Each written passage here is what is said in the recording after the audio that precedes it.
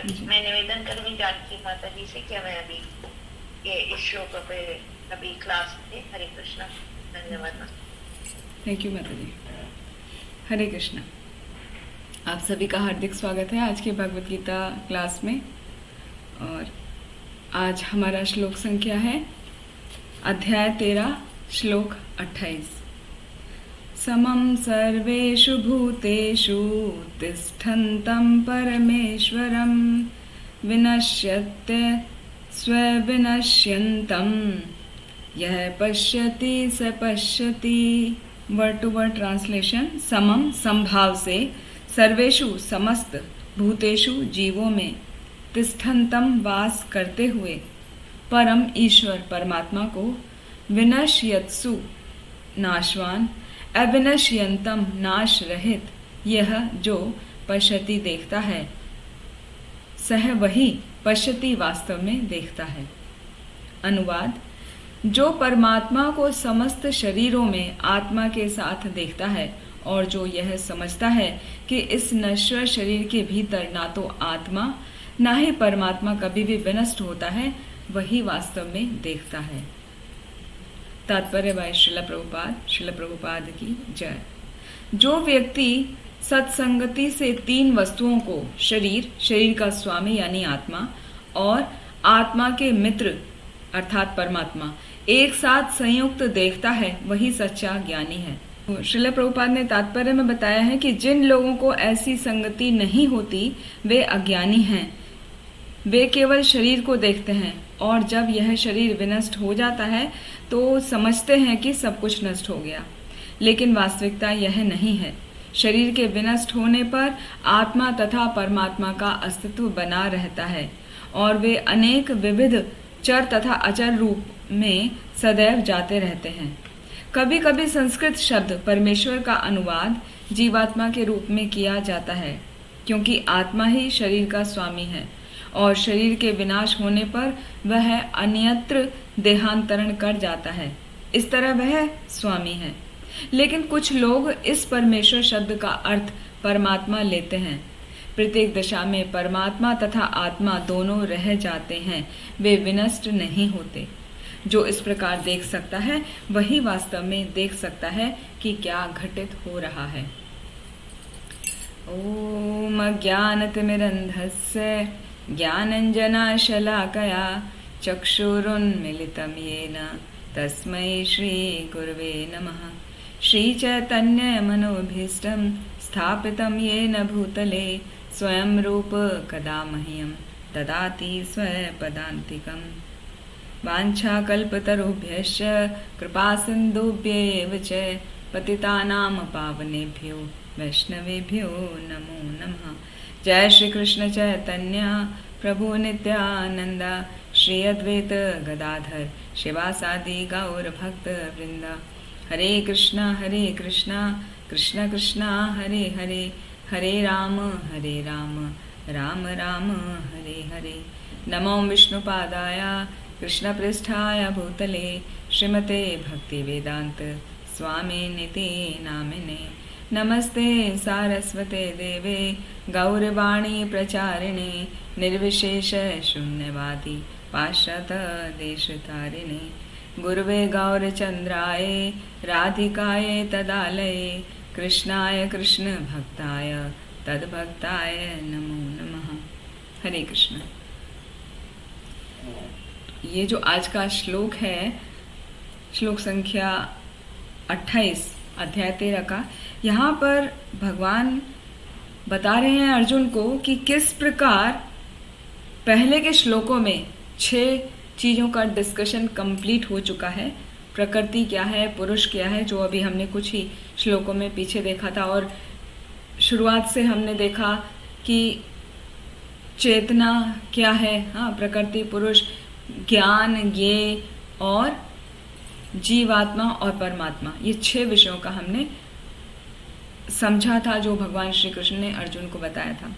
और यहाँ पर श्लोक संख्या 27 से वो फिर आगे उसको पूरा वापस से कंक्लूड करके बताते हैं। इन सभी चीज़ों का वर्णन मैंने बहुत अच्छे से कर दिया है, अब उसको समझो। क्या समझो? कि ये जो 3 चीज़ों को एक साथ देखता है, कौन सी 3 चीज़? कि आत्मा क्या है, शरीर क्या है, और शरीर के अंदर आत्मा और परमात्मा दोनों रहते हैं। तो ये तीनों का अस्तित्व एक साथ है, वो एक कंबाइंड फॉर्म में है। जो भी व्यक्ति इसको जानता है कि ये तीनों अलग नहीं हैं, आत्मा अलग नहीं है, परमात्मा अलग नहीं है, ये दोनों ही शरीर के अंदर हैं, तो शरीर के अंदर ये किस प्रकार स्थित हैं, उनकी क्या पोजीशन है, उनका क्या अस्तित्व है, वो किस प्रकार हमारे जीवन में रोल प्ले करते हैं, जो इन तीनों को भली प्रकार जानता है वही वास्तव में जानता है। क्या जानता है? कि परमात्मा कौन है, मैं कौन हूँ। वो ही ज्ञानी है, वो ही पूरा जो अब तक डिस्कस किया गया ज्ञान का, अज्ञान का, ज्ञान के 20 आइटम बताए गए थे, तो वो सबको जानने वाला वही है जो इन तीनों को एक साथ जानता है। What is body, what is soul and what is super soul. तो ये जो तीनों चीज के बारे में जानना है, वो जानना कोई साधारण बात नहीं है। वो किसी ऐसे व्यक्ति से जाना जाता है जो इन चीजों को बहुत अच्छे से जानता है, अर्थात एक प्रामाणिक गुरु जो आध्यात्मिक ज्ञान को बहुत अच्छे से जानता है, परंपरा के द्वारा, गुरु परंपरा के द्वारा उसने सीखा है, वो प्रामाणिक गुरु ही इन बातों के बारे में हमें बता सकता है। तो जब हम उस प्रामाणिक गुरु की संगति में जाके वो ज्ञान को प्राप्त करते हैं, वो सीखते हैं, तभी हम देख सकते हैं, तभी हमारा परसेप्शन क्लियर हो सकता है। अदरवाइज अपने आप सेल्फ रीडिंग से नहीं हो सकता।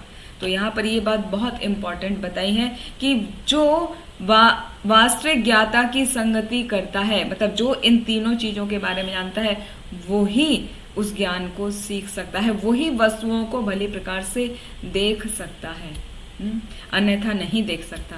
जैसे कि भगवत गीता के 7वें अध्याय में आता है, बहुनाम जन्मनामन्ते ज्ञानवान माम प्रपद्यते वासुदेवः सर्वमिति स महात्मा सुदुर्लभः। बहुत बहुत जन्मों तक कोई मुझे आसानी से नहीं जान सकता। तो क्या होता है मुझे जानने का तरीका? कि बहुत जन्मांतर तक उसको भक्तों का संग करके, उसको साधु संग करके सचमुच ज्ञान की प्राप्ति होती है। और जब उसको सचमुच ज्ञान की प्राप्ति हो जाती है तो वो मेरी शरण ग्रहण करता है और वो मेरे पास आता है। वासुदेव सर्वमिति, वो जान पाता है कि मैं वासुदेव ही सब कुछ हूँ। और ऐसा व्यक्ति बहुत ही दुर्लभ है, वो बहुत रेयर प्राप्त होता है, वो आसानी से प्राप्त नहीं होता। तो जो ज्ञान की परिभाषा बताई गई है, M=SC, वहाँ पे फॉर्मूला आता है, मटेरियल जो जानता है कि मैटर क्या है, सोल क्या है और कॉन्शियसनेस क्या है। कॉन्शियसनेस का वहाँ पर अर्थ है सुपर कॉन्शियसनेस, यानी परमात्मा से। जो इन तीनों चीज़ों के बारे में जानता है वही जानता है। तो वही यहाँ पर बताया, वहाँ पर तात्पर्य में श्रील प्रभुपाद ने वर्णन किया और यहाँ पर भगवान स्वयं बता रहे हैं, समम सर्वेषु भूतेषु, जो सभी में सम भाव रखता है। सर्वेषु किसमें? सभी, भूतेषु सभी जीवों में, सभी जीवों में समभाव रखता है। और तिष्ठन्तम परमेश्वरम, और वो हमारे सभी के हृदय में रहते हैं, वास करते हैं। तिष्ठन्तम परमेश्वरम विनश्यत्य अविनश्यन्तम। तो इसमें 2 चीजें हैं, ये 3 में ना, body, soul and super soul. इसमें जो 2 चीजें हैं, सोल एंड सुपर सोल, वो कैसी हैं? वो है अविनश्यन्तम। और जो बॉडी है वो है विनश्यत्सु। तो विनश्यस्तु मतलब नाश होता है, उसका बॉडी का नाश होता है। लेकिन जो बॉडी के साथ 2 चीजें जो है ना, सोल और सुपर सोल, आत्मा और परम आत्मा। परम आत्मा इज भगवान। तो आत्मा और परम आत्मा का कभी भी नाश नहीं होता है, वो अविनश्यन्तम है। तो जो भी ये देखता है वो ही वास्तव में सही रूप में भगवान को जान पाता है। और जो ये नहीं देखता वो एक साधारण मनुष्य है, वो भगवान को नहीं जानता, अपने आत्मा को नहीं जानता, वो आत्मा को ही शरीर मानता है या शरीर को ही आत्मा मानता है। साधारण तौर पे जिनको इसका ज्ञान नहीं होता तो वो छोटी छोटी बात पर भी दुखी हो जाते हैं, इमोशनली जब वो डिस्टर्ब हो जाते हैं तो कहते हैं कि उसने मेरी आत्मा को झकझोर दिया, मुझे परेशान कर दिया, मुझे मेंटली टॉर्चर कर दिया। तो वो क्या, वो शरीर और आत्मा को भेद समझते ही नहीं, वो शरीर को ही आत्मा मान बैठते हैं, उसी को आत्मा से डिस्क्राइब करते हैं।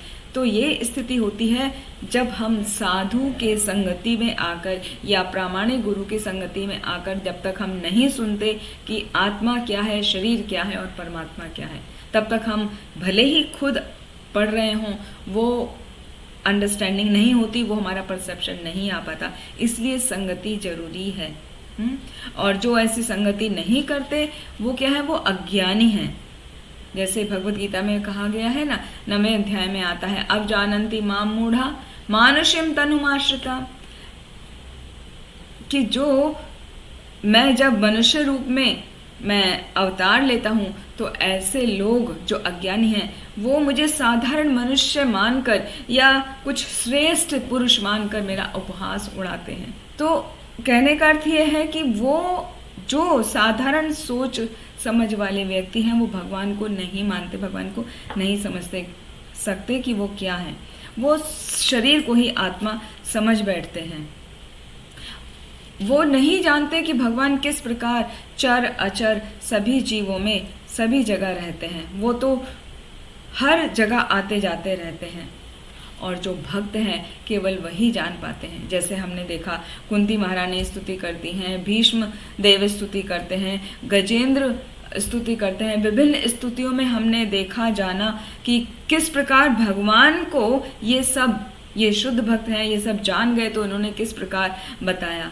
जैसे कि भीष्मदेव स्तुति में गाते हैं, तम इमं अहम अजम शरीर भाजाम हृदि हृदि धिष्ठितम आत्मकल्पितानां प्रतिदृशमिव न एकार्धमेकं समधिगतः अस्मि विधूत भेद मोहा।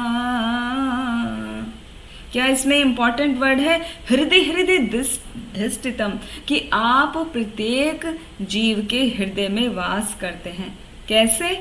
आत्म कल्पितानाम, परमात्मा के रूप में, और जिसको समझ पाना आसान नहीं है।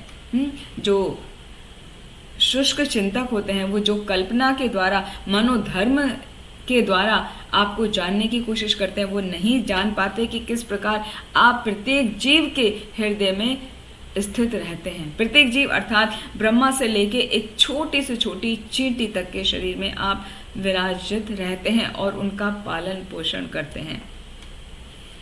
तो इस समय आप जो मेरे सामने उपस्थित हैं, मैं आपको समझ पा रहा हूं कि आप प्रत्येक जीव में स्थित हैं। तो भीष्मदेव शुद्ध भक्त हैं, अनन्य भक्त हैं भगवान कृष्ण के, तो वो उनकी स्थिति को समझ पा रहे हैं।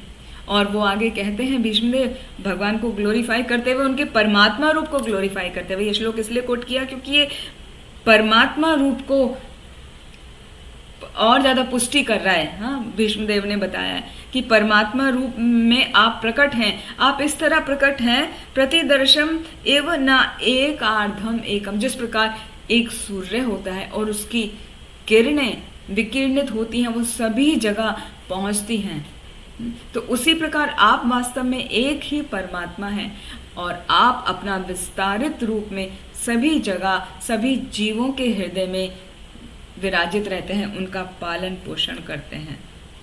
और आप कैसे हैं? समधिगतः अस्मि विधूत भेद मोहा, आप स्वयं मुक्त रहते हैं, आप किसी से अटैच नहीं होते। और आपके इन ऐसे स्वरूप को देख कर जानकर मैं भी अभी क्या हो गया हूँ, विभिन्न प्रकार की जो द्वैतवाद हैं उनसे मैं मुक्त हो गया हूँ। मेरे मन में अभी किसी प्रकार का कोई द्वैतवाद नहीं है। द्वैतवाद मतलब कि भगवान अलग हैं, जीव अलग हैं, आत्मा परमात्मा अलग अलग हैं, ये शरीर अलग है। अब मैं जान गया हूँ कि वो सब एक ही हैं। जिस प्रकार सूर्य की किरणें सब जगह व्याप्त हैं, इसी तरह आप परमात्मा एक ही हैं और आप अपने विभिन्न अंश अवतारों के रूप में सब जगह व्याप्त हैं, सभी के हृदय में स्थित हैं। और इसी तरह की प्रेयर गजेंद्र ने भी गाई। गजेंद्र ने गाया, मादृक् प्रपन्न पशुपाश विमोक्षणाय मुक्ताय भूरि करुणाय नमो अल्लाय स्वांशेन सर्वतनुभृन् मनसि प्रतीता प्रत्यग्दृशे भगवते बृहते नमस्ते। कि आप जो है मुक्ताय, आप मुक्त स्वरूप में उपस्थित रहते हैं, आप प्रकृति के विभिन्न कल्मशों से पूर्णतया मुक्त हैं, जबकि हम जीव प्रकृति के कल्मश से युक्त हैं। और आप भूरी करुणाएं हैं, आप अत्यंत दयालु हैं, आप असीम कृपा करने वाले हैं सब पर। नमो अल्लाय, मैं आपके ऐसे रूप को मैं प्रणाम करता हूँ जो अल्लाय मतलब हमेशा सावधान रहते हैं, कभी भी असावधान नहीं है। किस बात में? अपने भक्तों पर कृपा करने में। और स्वांशेन सर्वतनु, आप अपने अंश के रूप में सर्वतनु सभी जीवों में, हाँ, भृत मनसी प्रतीता, उनके जीवों के हृदय में आप विराजित रहते हैं, आप उनके हृदयों में रहते हैं। जो वहां पे बोला धिष्ठितम आत्मकल्पिता नाम, वही यहाँ पर बोल रहे हैं सर्वतनु भृतम मनसी प्रतीता, वही बात बोली जा रही। वहां पे वर्ड्स अलग गजेंद्र ने अपनी स्तुति में गाए हैं और यहाँ पर भीष्मदेव ने अलग गाए हैं, लेकिन मीनिंग सेम है, खाली संस्कृत के वर्ड्स का डिफरेंस है। प्रत्यग्दृशे भगवते बृहते नमस्ते, और आप अपने दिव्य ज्ञान के रूप में सब जगह प्रकट हैं, उपस्थित हैं, तो आपके ऐसे रूप को मैं प्रणाम करता हूँ।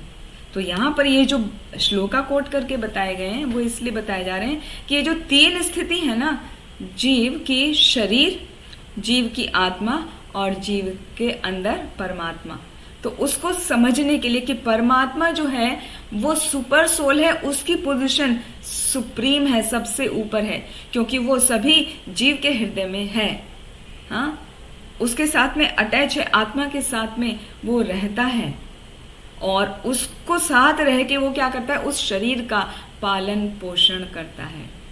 जैसा कि हम सभी को ज्ञात है, पिछले श्लोकों में हमने पढ़ा, बहुत अच्छे से समझा कि ये हमारा जो शरीर है वो 24 तत्वों का बना है। 5 इंद्रियां, ज्ञान इंद्रियां, 5 कर्म इंद्रियां, 5 इंद्रियों के विषय, 5 भूत, 5 महाभूत जो हैं, 3 सूक्ष्म शरीर, मन बुद्धि अहंकार, और 1 महत तत्व। इस तरह से 24 और 3 गुण, 3 सत्व गुण, रजोगुण और तमोगुण, ये सब गुण मिलके प्रधान कहलाता है। तो ये सब मिलके कुल 24 तत्वों से हमारा शरीर बना है। जो ये शरीर फिर भी क्या है, मटेरियल है, वो जड़ है, वो अपने आप कार्य नहीं कर सकता।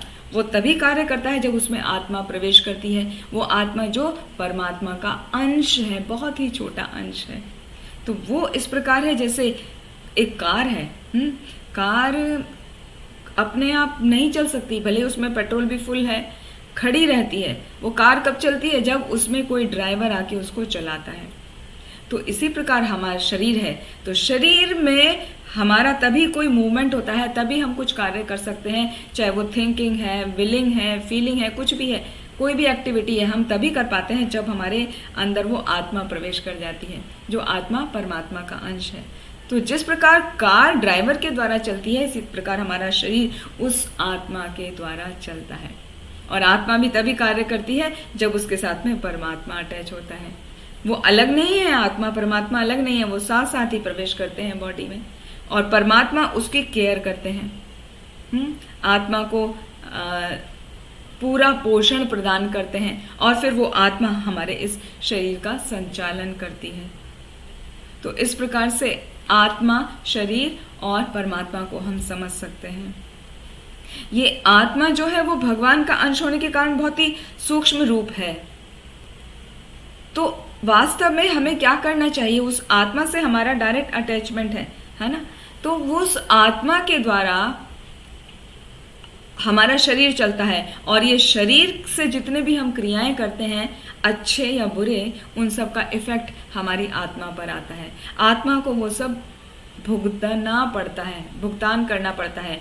तो अच्छे का रिजल्ट होगा कि हमारा आत्मा को अच्छा शरीर प्राप्त होगा जहाँ पर अच्छे कार्य करने को मिलेगा, जैसे सुशीनाम श्रीमताम गेहे, बहुत अच्छे परिवार में जन्म मिलेगा, ब्राह्मण परिवार में, एक ज्ञानी परिवार में, तो वहाँ पर आपको भक्ति के प्रोसेस करने को बहुत आराम से मिलेगा यदि हमने अच्छे कार्य किए हैं। और बुरे कार्य किए हैं तो एज ए पनिशमेंट वो आत्मा अपना रास्ता खुद नहीं चुन सकती, वो परमात्मा उसको ड्राइव करते हैं। हाँ, आत्मा के ऊपर भी ऐसे हैं, जैसे एक ऑफिस है, सपोज करिए ऑफिस है, ऑफिस में बहुत सारे एम्प्लॉय हैं, वो सब शरीर हो गए, उनके ऊपर बॉस हैं, हेड हो गए वो, उनके HODs डिफरेंट डिपार्टमेंट्स के, वो आत्मा हो गए। और HODs के ऊपर भी कौन बैठा है? CEO बैठा है या डायरेक्टर बैठा है कंपनी का, तो वो क्या है, उन सबको भी कंट्रोल कर रहा है। तो जिस प्रकार CEO सारे HODs को कंट्रोल करता है और HODs अपने एम्प्लॉयज़ को कंट्रोल करते हैं, उसी प्रकार परमात्मा हम सभी जीवों की आत्माओं को कंट्रोल करते हैं। और हमारी पर्टिकुलर आत्मा, एक एक बॉडी की आत्मा एक एक बॉडी को कंट्रोल करती है। तो इस बॉडी से हम जो भी कार्य करते हैं, अच्छे या बुरे, उसका इफेक्ट आत्मा के ऊपर आता है, आत्मा को वो भुगतना पड़ता है। अच्छा किया तो आत्मा एक अच्छे अगले शरीर में जाती है, शरीर ने बुरा कार्य किया तो आत्मा को एज ए पनिशमेंट बुरे शरीर में प्रवेश करना पड़ेगा, या पेड़ के शरीर में या जानवर के शरीर में, जिस भी प्रकार का हमने कर्म किया है उसी के प्रकार आत्मा का स्थानांतरण होता है। पनिशमेंट तो शरीर को मिलता है, लेकिन आत्मा का पनिशमेंट उससे बड़ा पनिशमेंट माना जा सकता है, क्योंकि आत्मा हमारे कर्मों के अनुसार ही जो इस शरीर के द्वारा किए जाता है उसके द्वारा अलग अलग शरीरों में स्थानांतरित करती रहती है। हालांकि उस आत्मा का कभी भी विनाश नहीं होता, वो कभी विनष्ट नहीं होती। जैसा कि द्वितीय अध्याय में आता है, नैनम छिन्द्रन्ति शस्त्राणि नैनम दहति पावका ना चैनम क्लेदयंत आपो ना शोषति मारुतः, कि वो कभी भी काटा नहीं जा सकता, उसको जलाया नहीं जा सकता, उसको डुबाया नहीं जा सकता, उसको भिगोया नहीं जा सकता, उसको सुखाया नहीं जा सकता। तो आत्मा किसी भी प्रकार उसका विनाश नहीं किया जा सकता। विनाश होता है तो केवल शरीर का होता है, लेकिन उस पर उसके इफेक्ट आते हैं, कॉज एंड इफेक्ट जैसे होता है, तो आत्मा पर उसका इफेक्ट आता है। उसके संचित कर्मों का जो रिजल्ट है वो आत्मा कैरी करती है, और उस कैरी करके वो उसको भुगतने के लिए अगला शरीर में उसी के अनुसार प्रवेश करती है। जबकि परमात्मा इन सब से एकदम अलग रहते हैं, उनको किसी भी प्रकार किसी भी बंधन में नहीं पड़ते। जैसे जीवात्मा तो विभिन्न प्रकार के 3 जो गुण हैं उनके बंधनों में बंध के वो बंधन का फल उसको भुगतना पड़ता है, जबकि भगवान ऐसे नहीं हैं। भगवान का तो शरीर और भगवान का रूप अलग अलग नहीं है, वो सत चित और आनंद के बने हैं। तो वो किसी भी प्रकार के बंधन में नहीं बनते, वो तो उल्टा सभी को मुक्ति प्रदान करते हैं। भगवद गीता के 10वें अध्याय में आता है, विष्टा भय अहम इदम कृतस्नम एकांशेन स्थितो जगत अथवा बहुने तेना किम ज्ञातेन तवार्जुन विष्टा भय अहम इदम कृतस्नम एकांशेन स्थितो जगत, कि आप सब में स्थित होके अपने अंश के द्वारा पूरे जगत को चलाते हैं। तो ये जगह जगह पुष्टि मिलती है अलग अलग श्लोकों में कि किस तरह वो परमात्मा ही आत्मा को कंट्रोल करती है, और आत्मा हमारी बॉडी को, एक एक बॉडी को कंट्रोल करती है। बॉडी का इफेक्ट आत्मा को आता है और आत्मा को उस बॉडी का इफेक्ट भुगतना पड़ता है। मगर परमात्मा क्या है, वो शांत होके बैठ के देखती रहती है। उपद्रष्टानुमंता च भर्ता भोक्ता महेश्वरा, ये इस प्रकार उसको देखती है आत्मा, और उसको सभी कर्मों को सिर्फ साक्षी रहती है, उसका अच्छे बुरे फल को नहीं भुगतती। आत्मा को भुगतना पड़ता है मगर परमात्मा को नहीं। इसको एक साधारण एग्जाम्पल से समझ सकते हैं। जैसे एक बच्चा है, अपने पिता के साथ गार्डन में गया खेलने। तो गार्डन में जब वो खेलने गया तो पिताजी ने उसको लेके गए गार्डन में और खेलने के लिए दिया सब बच्चों के साथ में। अभी बाकी बच्चों के साथ खेलते हुए पिताजी पीछे बेंच पर बैठे सब दूर से देख रहे हैं, क्या कर रहा है मेरा बेटा, बच्चों के साथ में खेल रहा है, लेकिन कोई किसी प्रकार का कोई हस्तक्षेप नहीं करते। वो कभी उनके साथ में हंसता है, कभी उसका हार जाता है तो वो रोता है, वो चिल्लाता है, वो रो के अपने पिता के पास आता है, तो भी पिता कुछ नहीं करते, बोलते हैं ठीक है ये तो गेम है, आप खेलो, कोई बात नहीं, जाके खेलो, हार गए तो दोबारा खेलो। तो इस प्रकार पिता बेंच पर बैठे रहते हैं गार्डन में और बच्चा अपने दोस्तों के साथ खेलता रहता है, वो केवल उसके साक्षी होते हैं। तो इसी प्रकार परमात्मा क्या है, वो सब जीवों में उपस्थित हैं, है ना, हमारे हृदय में हैं। तो वो क्या करते हैं, वो हमें इस संसार में लाते हैं हमारे कर्मों के अनुसार। जैसे बच्चे ने इच्छा प्रकट की कि मुझे आज गार्डन में चलना है, अगले दिन वो उसकी इच्छा हो सकती है मॉल में जाने की, अगले दिन इच्छा हो सकती है कहीं और बड़ा पिकनिक स्पॉट पे जाने की या वाटर रिजॉर्ट में जाने की। तो जहाँ जहाँ पर बच्चे ने इच्छा की, पिताजी उसको लेके जाते हैं और उसको खेलने की स्वतंत्रता देते हैं कि आप खेलो, बस उसका केयर करते हैं कि उसको कुछ हार्म ना पहुंचे। फिर भी करते कुछ नहीं है, डांटेंगे, ध्यान रखेंगे, मगर उसको जैसी कुछ हानि होगी तो उसको लेके जाएंगे, उसको ट्रीटमेंट कराएंगे। इसी तरह भगवान परमात्मा के रूप में हमारे साथ सदैव उपस्थित हैं और हमारी जैसी इच्छा होती है, हमारी इच्छा के अनुसार हमें अलग अलग विभिन्न योनियों में लेके जाते हैं और हमको छोड़ देते हैं कि अब तुम्हारी जैसी इच्छा करे वैसे करो। वो उपद्रष्टा बन के, वो साक्षी बन के वो देखते रहते हैं, बैठे रहते हैं। तो उस स्थिति में कभी हमें सुख का अनुभव होता है, कभी दुख का अनुभव होता है, कभी लाभ मिलता है, कभी हानि होती है, कभी हमारी विजय होती है, कभी हमारी हार हो जाती है, पराजय हो जाती है, कभी हमारा मान होता है, कभी हमारा अपमान होता है। तो इस तरह हमें अपने कर्मों के अनुसार या हमारी एक्टिविटी के अनुसार हमें वो सब मिलता रहता है, मगर भगवान उनसे कभी भी अटैच नहीं होते। वो तो सदैव मुक्त रहते हैं। जैसे पिता पीछे बैठा है बेंच पे और दूर खेलते हुए अपने बच्चों को देख रहा है, इसी तरह भगवान साक्षी बने हुए वो दूर नहीं बैठे, हमारे हृदय में ही बैठे हैं और हमारी हर एक्टिविटी को देखते हुए हमारा साक्षी बने रहते हैं, मगर हमारा साथ में मार्गदर्शन भी करते हैं। जैसे पिता मार्गदर्शन करता है कि पिता बोलेगा नहीं उधर मत जाओ, ज़्यादा गहरे पानी में नहीं जाओ, ज़्यादा ऊंचे झूले पे मत जाओ, गिर जाओगे, पैर फिसल जाएगा तो आपको चोट लगेगी, क्योंकि नीचे वहाँ पर मिट्टी नहीं है। बड़े बच्चों का झूला अलग होता है, छोटे बच्चों का झूला अलग होता है, तो वहाँ पे उनको मार्गदर्शन करता है पिता। उसी प्रकार परमात्मा भी हमारा मार्गदर्शन करते हैं। जब कई बार आपने खुद महसूस किया होगा, आप कुछ कर रहे होते हैं, तो सपोज आप कुछ ऐसा कार्य कर रहे हैं जो आपको नहीं करना, तो आपके अंतरात्मा से आपको आवाज आती है, अरे ये मुझे नहीं करना चाहिए। कोई अंदर से आपको कहता है कि this is wrong, you should not do it, है ना। तो वो जो आवाज़ है वो वास्तव में परमात्मा की आवाज़ है और हमें लगता है वो हमारी आत्मा की आवाज़ है। वो आत्मा की नहीं, आत्मा के ऊपर जो बैठे हैं परमात्मा, उनकी आवाज़ है। क्यों? क्योंकि वो हमारा मार्गदर्शन करते हैं, वो ही हमारे वास्तव में सुहृद हैं, वो ही हमारे शाश्वत मित्र हैं, वो ही हमारे परम शुभ चिंतक हैं। और एक और बात से समझ सकते हैं कि किस तरह परमात्मा हर समय हमारा ध्यान रखते हैं, हमारे साथ रहते हैं, हमारा मार्गदर्शन करते हैं। जैसे फॉर एग्जाम्पल जब किसी की मृत्यु होती है तो मृत्यु होने पर घर परिवार वाले सब लोग वहीं रह जाते हैं, पत्नी घर में ही रह जाती है, पुत्र कहाँ तक जाता है, पुत्र शमशान तक जाता है। जब उसको अग्नि दे दी जाती है तो पुत्र भी लौट आता है। तो कौन गया उसके साथ में? वहां तक तो पुत्र गया, लेकिन वहां आगे की जर्नी में कौन जाता है? वो परमात्मा उसके साथ में रहते हैं, उस आत्मा के साथ में परमात्मा जाते हैं। तो परमात्मा हर स्थिति में उस आत्मा के साथ हैं, इसीलिए वो ही वास्तविक सुहृद हैं, वो ही हमारे शाश्वत मित्र हैं, वो ही हमारे शुभचिंतक हैं और कोई नहीं। तो हमें ये जानते हुए कि परमात्मा ही हमारे शुभचिंतक हैं, हमें उन पर ध्यान लगाना चाहिए, उनकी भक्ति करना चाहिए, उनकी सेवा करनी चाहिए, जिससे अंतिम समय में हमें उनकी याद बनी रहे, हम समझ सकें कि वो परमात्मा ही एक दिन हमारे साथ लास्ट मोमेंट तक रहने वाले हैं, बाकी सब यहाँ छूट जाएंगे।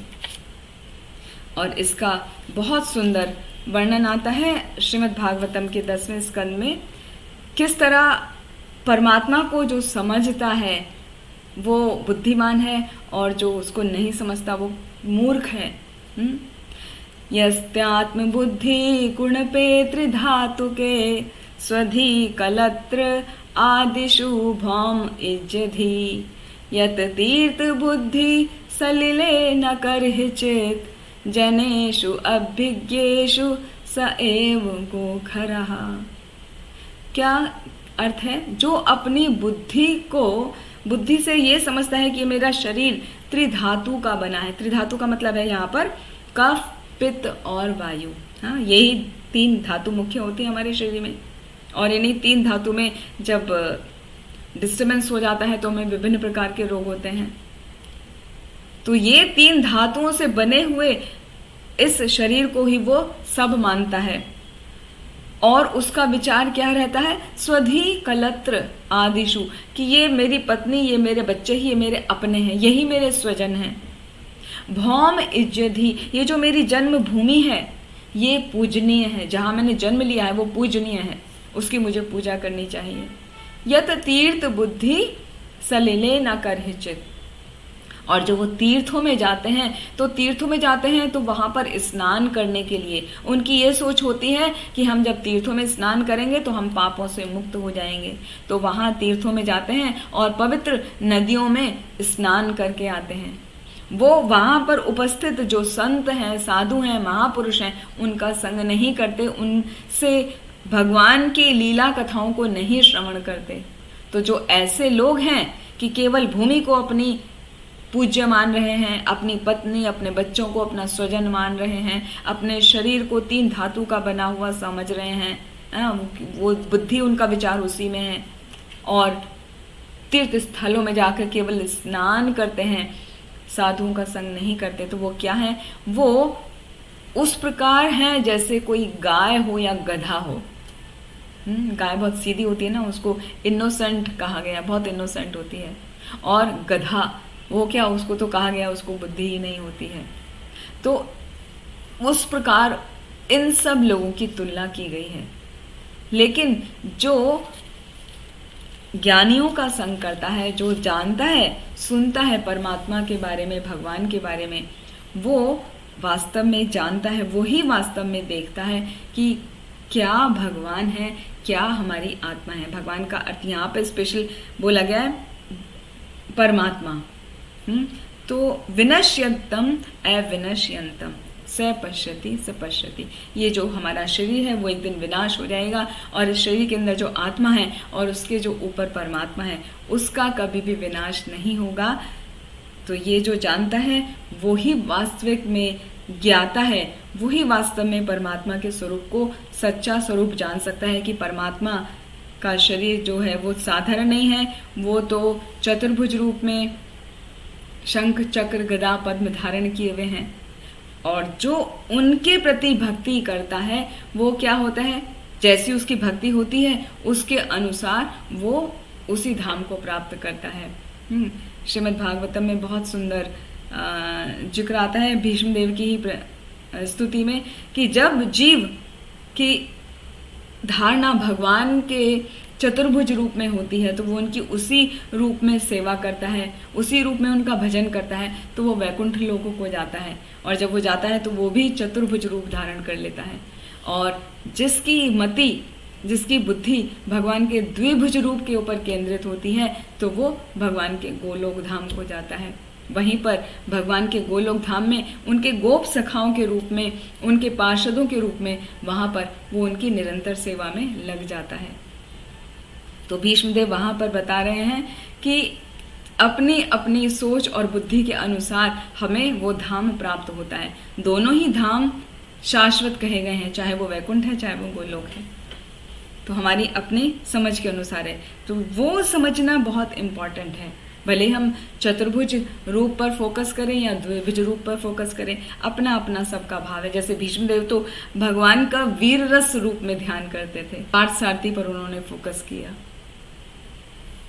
तो इस प्रकार जब कोई समझता है कि परमात्मा, आत्मा और शरीर ये तीनों संयुक्त रूप में कार्य करते हैं, और इसका ज्ञान वो लेते हैं जो परंपरा से प्रामाणिक गुरु चले आ रहे हैं, उन पर श्रद्धा रखते हुए, तो वही समझ पाते हैं, वही देख पाते हैं कि वास्तव में क्या चल रहा है, वास्तव में क्या घटित हो रहा है। यहाँ पर ये वाला पॉइंट भी बहुत इम्पोर्टेंट है कि जो वास्तविक ज्ञाता है उसकी संगति करता है। वास्तविक ज्ञाता का अर्थ है यहाँ पर आध्यात्मिक गुरु। तो जब हम आध्यात्मिक गुरु को साक्षात भगवान मान के उनकी सेवा में लगते हैं, जैसा कि हम गुरुवाष्टक में रोज बोलते हैं ना, श्लोक संख्या 7, साक्षात हरित्वेन समस्त शास्त्रे उक्तस्तथा भाव्यतेव सद्भिः किन्तु प्रभोर्या प्रियैव तस्या वन्दे गुरो श्री चरणारविन्दम। कि गुरु को साक्षात हरि ही मानना चाहिए, वो भगवान से अलग नहीं है। तो जब हम उनको पूरा जो कि शास्त्र में बताया गया है वो साक्षात हरि हैं, उसको मानते हुए उन पर पूर्ण विश्वास, पूर्ण श्रद्धा रखते हुए उनके बताए हुए निर्देशों का पालन करते हैं, तभी हमें ये समझ आ पाती है कि क्या परमात्मा है, क्या आत्मा है। हम उस स्वरूप को सुन के अच्छे से समझ के अपने जीवन में पालन कर पाते हैं। तो ये बहुत ज़रूरी है कि हम उसको समझें और उसका पालन करें। और जैसे ब्रह्म संहिता में भी परमात्मा का और ज़्यादा वर्णन किया है, उसकी पुष्टिकरण किया है। श्लोक में आता है, भास्वान यथा शमशकलेषु निजेषु तेजः स्वीयं कियत् प्रकट यद्यपि तद्वदत्र ब्रह्मा ये एष जगदण्ड विधान कर्ता गोविंदमादिपुरुषं तम अहम भजामि। यहाँ पर भी ये वर्णन किया गया है कि जो सूर्य भगवान है, भास्वान यथा अशम शकलेषु, जो सूर्य है, सूर्य की विभिन्न किरणें जो हैं वो किस प्रकार रत्नों की तरह सब जगह फैली हैं। निजेशु, भगवान उसी प्रकार अपने तेज के द्वारा सब जगह फैले हैं, वो सब जगह उपस्थित हैं। वही भगवान का परमात्मा स्वरूप है, जो सूर्य से तुलना करके यहाँ पर भी बताया था। सूर्य से तुलना करी थी भीष्मदेव ने भी, और यहाँ ब्रह्मा जी ने भी अपनी प्रेयर्स में बताया कि सूर्य से तुलना करके कि जिस प्रकार सूर्य की किरणें सब जगह व्याप्त होती हैं, सभी चीज़ों को प्रकाशित करती हैं, सूर्य के प्रकाश से ही सब कुछ देखा जा सकता है, और वो किरणें वास्तव में एक ही सोर्स से निकल रही हैं, वो सूर्य एक ही है। उसी प्रकार परमात्मा अपने विभिन्न विभिन्न अंशों के द्वारा सभी जो 84 लाख योनियां हैं, जीव योनियां हैं, उन सभी जीव योनियों में उपस्थित रहते हैं और उनका पालन पोषण करते हैं। वास्तव में परमात्मा एक ही हैं। तो परमात्मा एक है, लेकिन आत्मा कितनी है? 84 लाख हैं। 84 लाख प्रकार की आत्माएं हैं जो विभिन्न विभिन्न योनियों में हैं, लेकिन उन सब के हेड एक ही हैं, वो एक सिंगल परमात्मा। और वो 84 लाख योनियां विभिन्न विभिन्न प्रकार के शरीर में हम वो विचरण करते रहते हैं अपने अपने कर्मों के अनुसार। तो जो ये जानता है, जो ये देखता है, वही वास्तव में जानता है कि भगवान क्या है। ठीक है, इसी के साथ हम अपनी वाणी को यहीं विराम देते हैं। आप सभी का बहुत बहुत धन्यवाद। वांछा कल्पतरुभ्यश्च कृपा सिन्धुभ्य एव च पतितानां पावनेभ्यो वैष्णवेभ्यो नमो नमः। हरे कृष्ण। किसी का कोई प्रश्न है तो पूछ सकते हैं। हरे कृष्ण माता जी, दंडवत प्रणाम। हरे कृष्ण। जानकी माता जी, आपने बहुत ही अच्छी तरह से हम लोगों को बहुत डिटेल में बताया। जी माता जी, थैंक यू।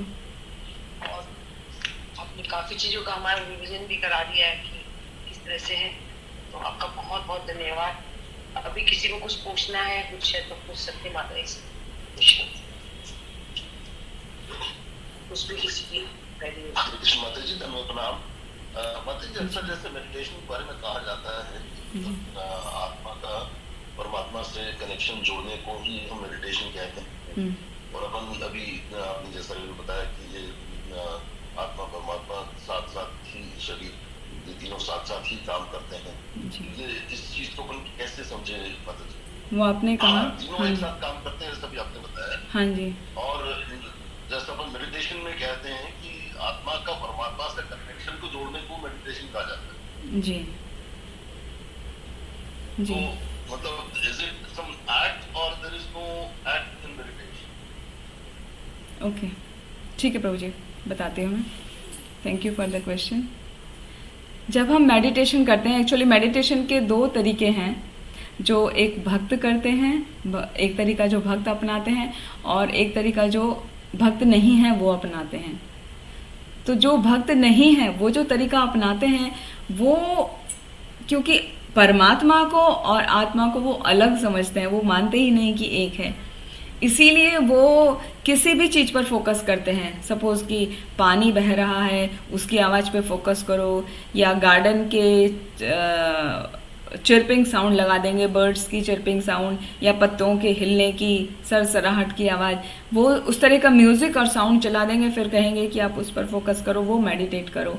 तो आप मेडिटेट करोगे तो आपको कोई बोलेंगे कि आप जो है ओम पर फोकस करो, अपने भ्रुकुटी के बीच में आप ध्यान लगाओ। तो वो सभी चीज़ें जो हैं वो मेडिटेशन ही कहलाती हैं। जो विपासना वाले फॉलो करते हैं वो उनका कुछ अलग तरीके से है। हाँ, बौद्धिज्म वाले अलग तरीके से करते हैं, बुद्धम शरणम गच्छामि, इस तरीके से करके सबका विभिन्न विभिन्न प्रकार से वो मेडिटेशन करते हैं। तो खाली फर्क ये है कि वो आत्मा और परमात्मा को अलग अलग समझते हैं। तो उनको लगता है उस पर फोकस करने से हम ध्यान कर पाएंगे, हमको शांति मिल पाएगी। तो होता यह है कि कुछ हद तक यदि उनका फोकस अच्छा है, यदि वो भगवान के स्वरूप पर फोकस कर रहे हैं, या भगवान की प्रकृति है ना, वो सब भी तो झरना है, बर्ड्स हैं, वो सब भी भगवान की प्रकृति है, तो भगवान की शक्ति है, पराशक्ति के रूप में है या अपराशक्ति के रूप में है। तो भगवान की शक्ति पर ध्यान कर रहे हैं या भगवान के निराकार स्वरूप पे ध्यान कर रहे हैं, तो वास्तव में वो भी मेडिटेशन कर रहे होते हैं, लेकिन उनका तरीका गलत होने की वजह से उनका मेडिटेशन सफल नहीं हो पाता। उनको उस मेडिटेशन में कोई खास सफलता, जिसे कहते हैं कि भगवान का साक्षात्कार करना या आत्म साक्षात्कार करना, वो नहीं कर पाते, वो वहाँ पर असफल हो जाते हैं। और यदि वो लंबे समय करने की कोशिश करते हैं तो वो स्लीपिंग मोड में चले जाते हैं, वो सो जाते हैं। लेकिन भक्त का जो मेडिटेशन है, वो मेडिटेशन करने का तरीका एकदम अलग है।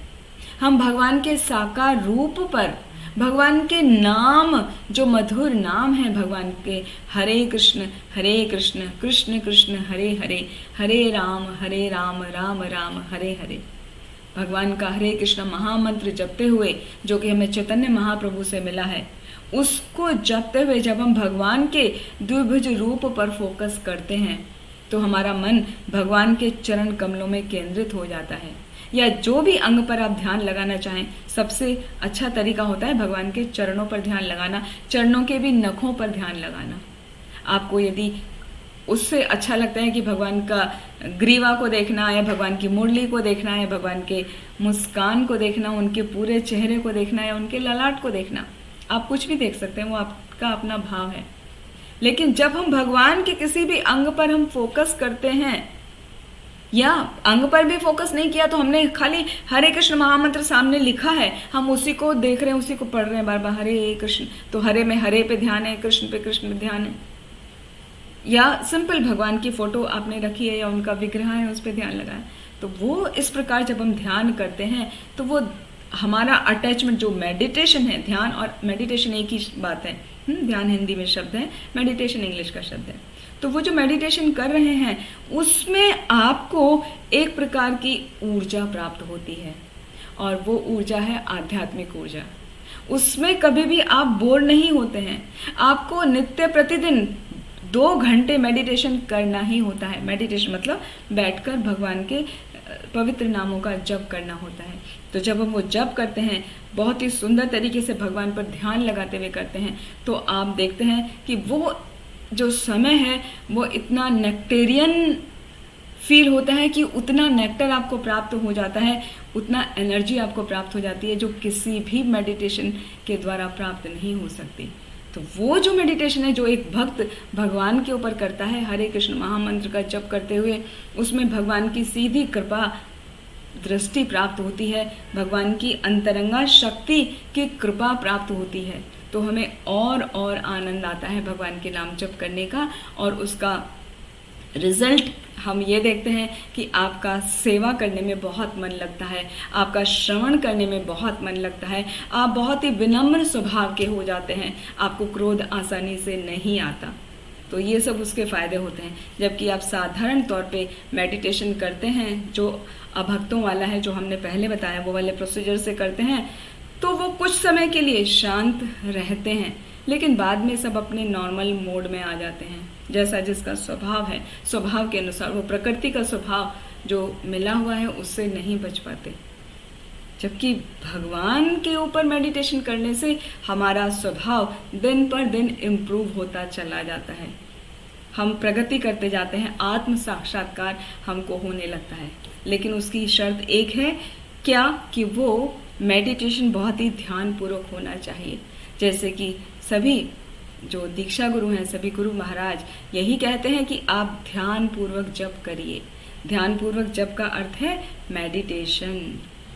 भगवान के ऊपर अपने ध्यान को फोकस करिए, तो उससे आपकी मेंटल कैपेसिटी बढ़ती है, आपकी वर्किंग एबिलिटी बढ़ती है, और आपका जो व्यवहार है, जो एटीट्यूड है, वो बहुत ही सुंदर और उत्तम हो जाता है। तो उसके लिए अत्यंत आवश्यक है कि आप ध्यानपूर्वक भगवान के नाम का जप करें, भगवान के नाम पर मेडिटेट करें। तो उसके इतने सारे हम फायदे देखते हैं। ठीक है प्रभु जी। तो यहाँ पर जो आपने कहा कि वो कैसे हम तीनों को एक समझे, जब हम भगवान पर मेडिटेशन कर रहे हैं तो हम ये उस समय हमें खुद को लगता है कि हम ये बॉडी नहीं है, हमारे बॉडी के अंदर जो सोल है ना, वो उस सुपर सोल जिस पर हम ध्यान कर रहे हैं वो उसी का अंश है। तो वो जानते हुए हम और अच्छे से फोकस कर पाते हैं और हमारे स्वभाव में निरंतर हम चेंज महसूस कर पाते हैं। वो चेंज हम में जरूर आता है। ठीक है प्रभु जी। बहुत सुंदर बताया आपने चेंज मेडिटेशन के बारे में, बहुत सुंदर। थैंक यू माता जी। थैंक यू प्रभु जी। संतोषी माता जी। हाँ जी माता जी, जो आज की जो श्लोक संख्या है जी, इसमें भी तो स्पष्ट बताया ही गया है जो परमात्मा को समस्त शरीरों में आत्मा के साथ दिखता है जी। ये जो वक्तव्य है कि शरीर में परमात्मा भी है और आत्मा भी है, पर ऐसा क्यों है माता जी कि बहुत लोग भगवत गीता पढ़ते हैं और सब अपनी तरह से ही उसका अर्थ निकालते हैं। तो इस तरह से बहुत सारी भ्रांतियां हैं माता जी। मैं भी यही समझती थी कि परमात्मा अलग है, आत्मा सिर्फ आत्मा है, शरीर है, सुपर सोल है, पर शरीर के अंदर नहीं है। तो क्या ऐसा जो तरह तरह के लोग तरह तरह का विवेचना करते हैं और उसका अर्थ दूसरे तरह से निकालते हैं, तो ऐसा कैसे है कि कुछ लोग कुछ समझते हैं, कुछ लोग कुछ समझते हैं? बहुत सुंदर आपका प्रश्न है माता जी। इसका श्रील प्रभुपाद ने परपट में तीसरी लाइन में ही बताया है कि जब तक आध्यात्मिक विषयों के वास्तविक ज्ञाता की संगति नहीं मिलती तब तक कोई इन तीनों वस्तुओं को नहीं देख सकता। यहाँ पर कितना क्लियरली मेंशन किया हुआ है। हाँ, फिर आगे लिखा है कि जिन लोगों को ऐसी संगति नहीं होती वो अज्ञानी हैं, केवल शरीर को देखते हैं, और जब यह शरीर विनष्ट हो जाता है तो समझते हैं कि सब कुछ विनष्ट हो गया। लेकिन वास्तविकता यह नहीं है। शरीर के विनष्ट होने पर आत्मा और परमात्मा का अस्तित्व बना रहता है। तो यहाँ पर जो श्रील प्रभुपाद ने समझाया है, डायरेक्ट आपके क्वेश्चन का ही आंसर दिया है। तो यहाँ पर जो बताया है कि वो इसलिए नहीं समझ पाते, परमात्मा को अलग समझ रहे हैं। हाँ, शरीर के अंदर आत्मा है इतना तो हर कोई एक्सेप्ट कर लेता है, लेकिन परमात्मा भी है वो कोई नहीं एक्सेप्ट कर पाता। वो इसलिए नहीं एक्सेप्ट कर पाते क्योंकि वो आध्यात्मिक गुरुओं की संगति नहीं करते, उनके मुखारविंद से वो नहीं सुनते, जिन्होंने उसका दर्शन किया है, जिन्होंने सत्य का दर्शन किया है। 434 में आता है ना, तद विद्धि प्रणिपाते न परिप्रश्ने न सेवया उपदेक्षन्ति ते ज्ञानम ज्ञानिना तत्वदर्शिना। वो तत्वदर्शी हैं, उन्होंने उस तत्व का दर्शन किया है। किस तत्व का? कि भगवान कौन है, भगवान का अंश आत्मा क्या है और हमारा शरीर क्या है, उनको पूर्ण ज्ञान है भगवान के लिए। फिर आगे आता है ना, उनका कभी जन्म नहीं होता, उनका कभी मरण नहीं होता, वो आदि हैं, अजर हैं। जन्म कर्म च मे दिव्यम एवं यो वेत्ति तत्वतः त्यक्त्वा देहं पुनर्जन्म नेति मामेति सो अर्जुना। तो भगवान के उस स्वरूप को वो कंप्लीटली जानते हैं। जो गुरु हैं, जो आध्यात्मिक गुरु हैं। तो जो साधारण लोग होते हैं, क्योंकि वो आध्यात्मिक गुरुओं का संग नहीं करते, उनसे वो सीखते नहीं, इसीलिए वो परमात्मा को अलग समझते हैं, वो मानते ही नहीं। जिस दिन हर व्यक्ति ये समझने लग जाएगा कि हर जीव के अंदर आत्मा भी है, परमात्मा भी है, इसलिए मुझे उसका अपमान नहीं करना, क्योंकि परमात्मा भी तो उसके हृदय में है ना। यदि मैं उसका अपमान करूंगा तो मैं इनडायरेक्टली परमात्मा का भी अपमान कर रहा हूँ और उसका फल मुझे भुगतना पड़ेगा। क्या? उसका अपराध होगा कि आपको डे बाय डे आपका डिग्रेडेशन होता जाएगा, आप नीचे की योनियों की तरफ अग्रसर होते जाएंगे। और जिस दिन आप समझ जाएंगे कि दूसरे जीव में भी परमात्मा है, तो उसका कभी अपमान नहीं करना, उसके साथ वैसे ही डील करना है जैसे हम अपने स्वयं के साथ डील करते हैं, हमेशा अच्छा व्यवहार करना है। तो वैसा करते करते आप कभी किसी को नुकसान नहीं पहुंचाएंगे, किसी का अपमान नहीं करेंगे, किसी को हानि नहीं पहुंचाएंगे, किसी का फाइनेंशियल लॉस नहीं होने देंगे। हमेशा ध्यान रखेंगे ये सोचते हुए कि परमात्मा उनके हृदय में भी स्थित हैं, उनका आदर सम्मान करेंगे। ये बात केवल और लोगों के लिए ही नहीं है, अपने घर परिवार में हमें सबसे पहले लागू करना है। दिक्कत ये होती है भक्तों के साथ में, जब नए होते हैं, I don't know many people in this group कि वो कैसे उन सब का फैमिली बैकग्राउंड है, मुझे किसी के बारे में भी कुछ पता नहीं है, लेकिन जितना लोकली हम जानते हैं तो हमने ये अनुभव किया है, जब हम भक्त बन जाते हैं तो सबसे पहले हम अपने परिवार वालों से ही कटने लगते हैं। क्या कि तुम भक्त नहीं हो, तुम माला नहीं जपते हो, तुम भक्ति का कोई कार्य नहीं करते हो, सेवा नहीं करते हो, तो उनसे वो डीलिंग कम कर देते हैं। भक्तों के साथ संबंध बढ़ाने के चक्कर में वहाँ पर उनमें उनके जो व्यवहार है उसमें अंतर आ जाता है। तो उस समय वो नहीं जान रहे होते कि भाई वो परमात्मा तो उनके हृदय में भी है ना।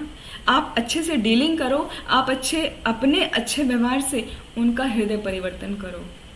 हालांकि ये आसान नहीं है, क्योंकि हर व्यक्ति अपने 3 गुणों के द्वारा ही बंधा है, उसी के अनुसार उसका स्वभाव होता है। फिर भी जब हम ये जान जाते हैं कि हर व्यक्ति के अंदर परमात्मा है, उस आत्मा का प्रोटेक्टर परमात्मा है, तो हमें उसका आदर करना है, उसका सम्मान करना है। वो करते हुए हम अपने परिवार वालों के साथ भी जब डीलिंग करते हैं प्रेम भाव के साथ में, भक्ति भाव के साथ में, तो धीरे धीरे हम देखते हैं कि पूरा परिवार ही भक्त बन जाता है। तो ये हमारा अपना जो आसपास का हम सभी लोगों को जानते हैं, उनको देखते हुए अनुभव है। बहुत समय लगता है पूरे परिवार को भक्त बनने में। तो शुरू में तो यही स्थिति होती है, एक भक्त बन गया तो वो सबसे पहले कटना शुरू हो जाता है। तो वो नहीं करना चाहिए। तो वो तब तक नहीं हो पाता जब तक हम साधु की संगति नहीं लेते। साधु मतलब यहाँ प्रामाणिक गुरु की बात हो रही है, जो गुरु और कृष्ण को बराबर समझते हैं। जैसे अभी बताया था ना, साक्षात हरित्वेन समस्त शास्त्रे। एक और आता है श्रीमद् भागवतम में, आचार्याम माम विजानीयाम न एवं मन्ये करहिचित। उसका अर्थ ये है कि गुरु के अंदर कभी भी मर्त्य बुद्धि नहीं रखनी चाहिए। मर्त्य बुद्धि का अर्थ है उसको कभी साधारण मनुष्य नहीं मानना चाहिए कि अरे ये भी तो हमारी तरह एक इंसान है, एक दिन ये भी तो बूढ़ा हो जाएगा ना, एक दिन इसको भी व्याधि आएंगी, ये भी बीमार होगा, ये भी एक दिन मर जाएगा। ऐसी बुद्धि हमें गुरु के अंदर नहीं करनी चाहिए। क्यों? क्योंकि वो तो साक्षात भगवान के निर्देशों का पालन कर रहा है। बशर्ते वो गुरु कपोल कल्पित गुरु नहीं होना चाहिए, ढकोसले वाला गुरु नहीं होना चाहिए, वो प्रामाणिक गुरु परंपरा में आने वाला गुरु होना चाहिए। तो जब यदि प्रामाणिक गुरु परंपरा में आने वाला गुरु है, उसको हमें उतना ही आदर देना चाहिए जैसे हम भगवान हरि का आदर करते हैं, सम्मान करते हैं। और इसी का रूप है कि आप अपने परिवार वालों को भी उतना ही आदर सम्मान के साथ उनके साथ डीलिंग करिए, तो उनके साथ भी हमारा रिलेशनशिप अच्छा होता है, वो भी भक्त बन जाते हैं।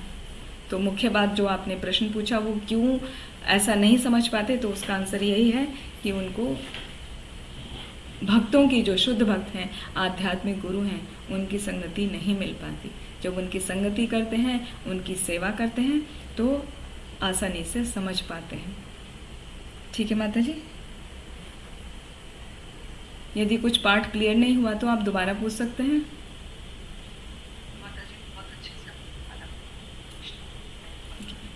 विभा गोयल माता जी, आपका। हाँ, हाँ जी हरे कृष्णा माता जी। हाँ जी। प्रणाम हरे कृष्णा।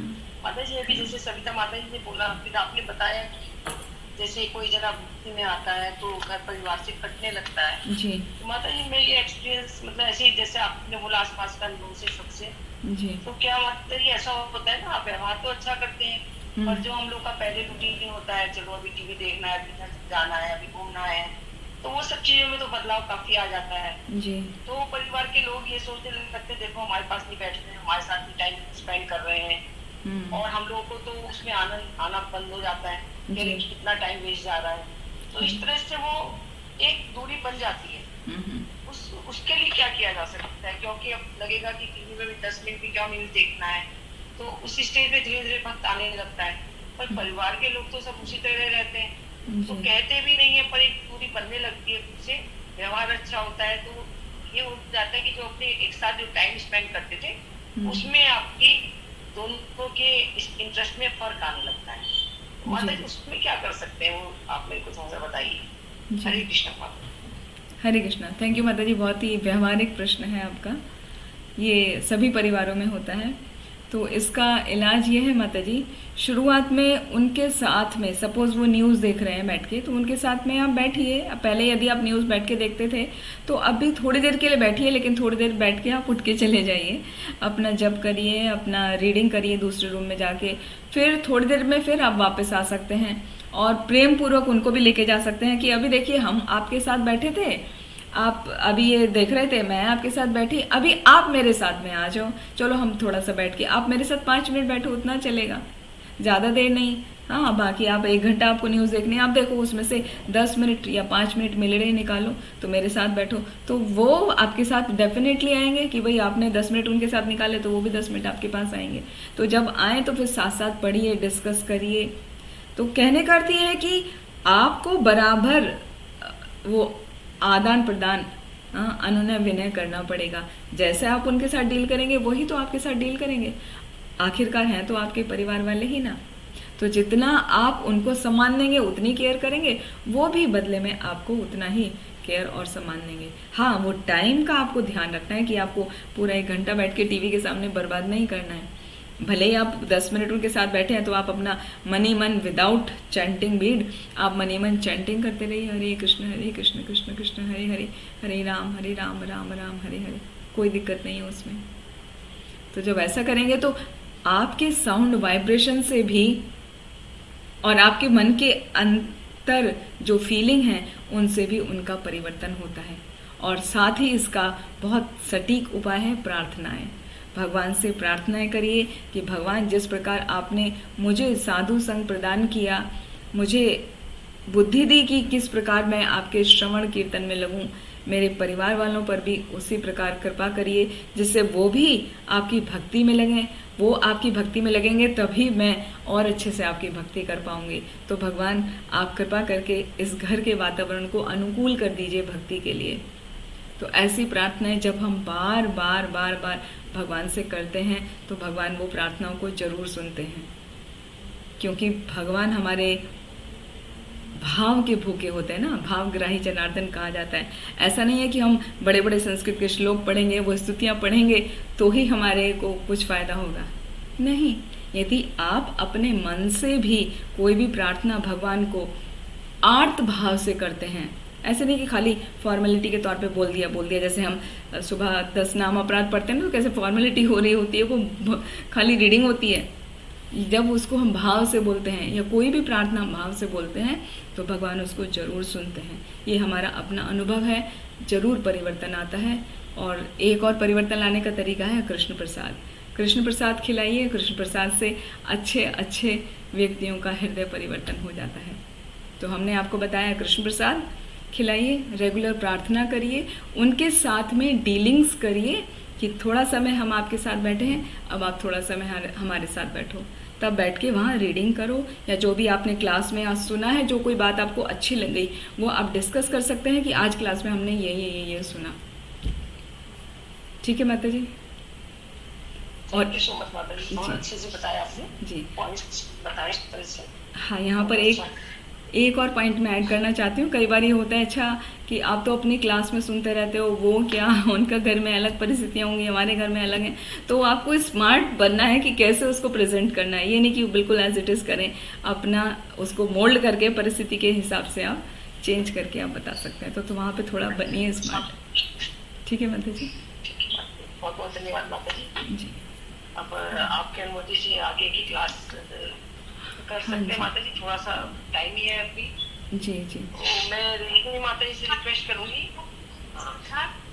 रेशमी माता जी से रिक्वेस्ट करेंगे कि वो उनकी रीडिंग करें। माता जी का एक हाँ हाथ खड़ा सर वो जी जानकी माता जी, आप एक और प्रश्न ले सकते हैं? हाँ जी मुझे कोई प्रॉब्लम अगर नहीं। आपको कोई आपत्ति नहीं है जी माता जी, अगर टाइम हो तो ठीक है, नहीं तो फिर हाँ, कल बोलिए, देख बोलिए। लेंगे। माता जी सॉरी मैंने देख नहीं पाई, मैं क्षमा प्रार्थी हूँ, नहीं तो पहले उनका ही लेना था। क्षमा प्रार्थी हूँ। हाँ ठीक है माता जी, पूछिए। अभी इसके बाद में अदिति माता जी का भी हैंड रेज हो रहा है, पूछिए, no problem, I will give. हाँ I will take all questions. Yes Santoshi Mata ji please go ahead. जी हरे कृष्ण माता जी, हरे धन्यवाद, कृष्ण, हरे प्रणाम, आपने बहुत सुंदर क्लास करी।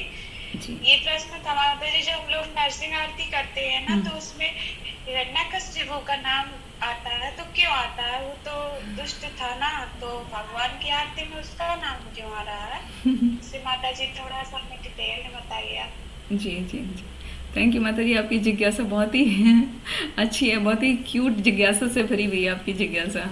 हाँ सुपर जिज्ञासु है आपकी क्वेश्चन। तो हिरण्यकशिपु का नाम क्यों आता है? सबसे पहली बात तो हिरण्यकशिपु कोई साधारण व्यक्ति नहीं, वो भगवान का शत्रु नहीं है। वो उनका पुराना हिस्ट्री देखे तो वो भगवान का परम भक्त है। वो भगवान के दरबार के वो दो दरबारी हैं जिनके नाम हैं जय और विजय। भगवान का जो वैकुंठ धाम है ना, वहाँ पर जहाँ भगवान रहते हैं, अंदर लक्ष्मी जी के साथ विराजते हैं, वहाँ पे बाहर गेट कीपर हैं ये दोनों जय और विजय, जो हिरण्याक्ष और हिरण्यकशिपु बनकर आए भगवान की लीला को पूरा करने के लिए।